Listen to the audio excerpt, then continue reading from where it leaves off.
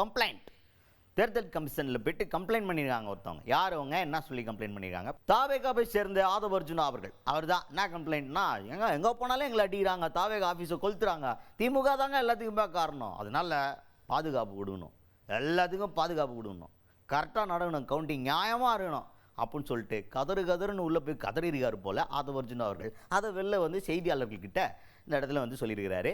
அதை பற்றி பாருங்க.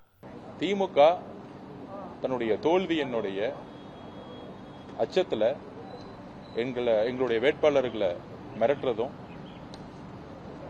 ஆஃபீஸை கொளுத்துறதும், இந்த மாதிரியான ஒரு தோல்வி பயத்தை திமுக வேட்பாளர்களுக்கான அச்சுறுத்தலை கொடுக்க ஆரம்பிச்சிருக்காங்க.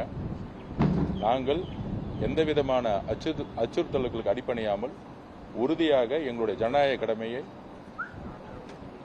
மக்களோடு சேர்ந்து எங்களோட பணியை செஞ்சுட்டு இருக்கோம்.